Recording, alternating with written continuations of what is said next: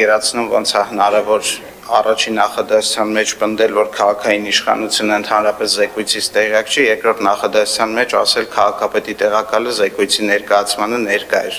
Ձեր կանխավարկածը որն է, որ լսել եմ, չեմ հասկացել ինչ են ասում, թե հայերեն կարդալ չգիտեմ, այսինքն որ տարբերակն է, էլի չգիտեմ։ Ու ես առհասարակ ձեզ ուզում եմ ասել, որ իհարկե ցանկացած ավականու անդամ ինքն է որոշում ինչ ելույթ ունենա, բայց Transparency International-ի գործընկերների հետ շփվելու մասով առնվազն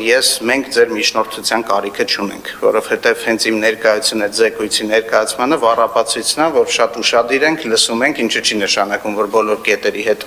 համաձայն ենք, տեղ կա հարց ենք բարձրացնում, տեղ կա ընդունում ենք ու ասենք նույն այդ հանրային լսումների ոչ բավարար ներգրավվածության մասում հենց այդ քննարկման ժամանակ ես ասել եմ, որ այդ քննադատությունը ընդունում եմ ու կարծում եմ, որ դրա մասին ավելի պատշաճ հանրային իրազեկում պետք է լինի, բայց դա ձեզ չխանգարեց նորից երկրորդ անգամ վստահ եմ նաև շարունակաբար այդ միտքը էլի հնչեցնել։ Հենց որ վստահ եղեք, որ տեղյակ ենք զեկույցին, այդ Տիկին Բաբայանը իր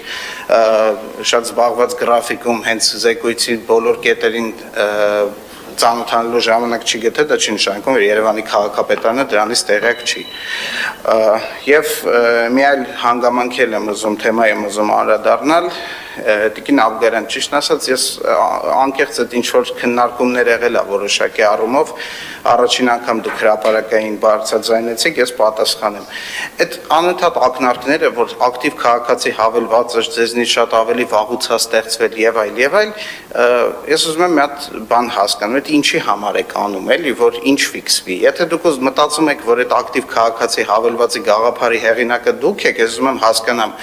օրինակ Մոսկվայի քաղաքապետարանի կողմից ակտիվնի գրաժդանին հավելված է 2014 թվականի, էլի Հայկ Մարությանն է ստեղծել, ուզում եմ հասկանամ, էդ էլ եք դուք արել։